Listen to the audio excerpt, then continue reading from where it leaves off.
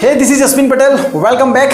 आपको पता है कि एक ही घटना को, एक ही दृश्य को लोग कितनी अलग अलग तरीके से देख सकते हैं। और ये जो कला है ना देखने की, उसी के ऊपर डिपेंड करती है उस इंसान की ज़िंदगी, उसकी खुशी, उसका दुख, सब कुछ।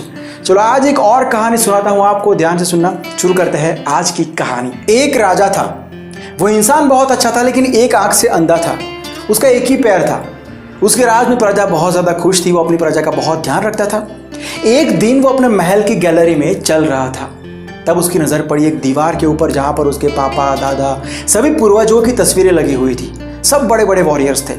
उसको ख्याल आया कि एक दिन उसका बेटा भी यहाँ पर चलेगा और सबकी तस्वीरें देख के वो इंस्पायर हो जाएगा। लेकिन उसने देखा कि यहाँ पर उसकी तस्वीर तो है ही नहीं। एक्चुअली उसने कभी अपनी पेंटिंग बनवाई ही नहीं, क्योंकि उसने सोचा कि मैं अंधा हूँ, मेरा एक पैर नहीं है, कैसी तस्वीर बनेगी मेरी। लेकिन अब उसने तय कर लिया था कि मैं राज्य के बड़े से बड़े पेंटर को बुलाऊंगा। कोई तो ऐसा होगा जो मेरी खूबसूरत पेंटिंग बनाएगा, जिसको मैं यहाँ पर इस दीवार पर लगा सकूं।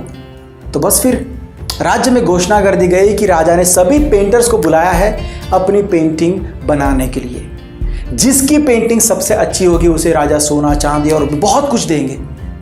तो बड़े से बड़ा पेंटर वहां पर आया, लेकिन सबको पता था कि जिसकी एक आंख नहीं है, जिसका एक पैर नहीं है, उसकी पेंटिंग खूबसूरत नहीं बन सकती है। अगर ऐसी पेंटिंग राजा को देंगे तो वो गुस्सा हो जाएंगे, पता नहीं फिर क्या सजा दे आगे। तो सब ने कुछ ना कुछ बहाना करके मना कर दिया।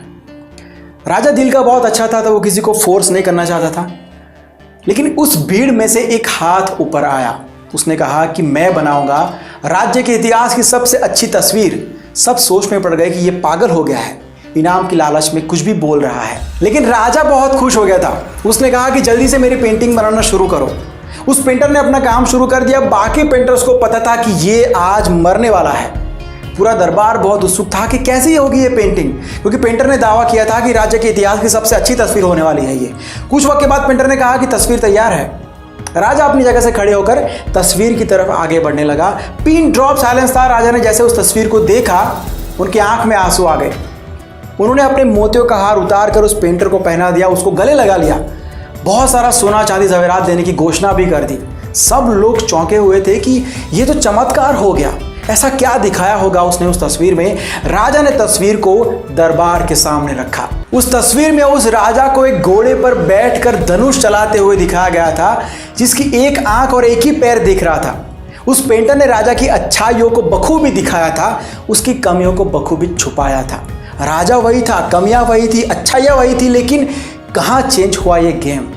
उस पेंटर की कौन सी क्वालिटी ने उसे धनवान बना दिया। समझे कि नहीं?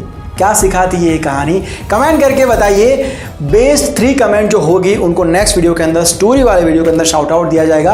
अगर कुछ डायरेक्ट कहना है तो ये इंस्टाग्राम आईडी है, लिंक आपको डिस्क्रिप्शन में दिया हुआ है। वीडियो कैसा लगा है ये भी कमेंट करके बताना। अगर अच्छा लग रहा है वीडियो तो शेयर ज़रूर करना, लाइक करना।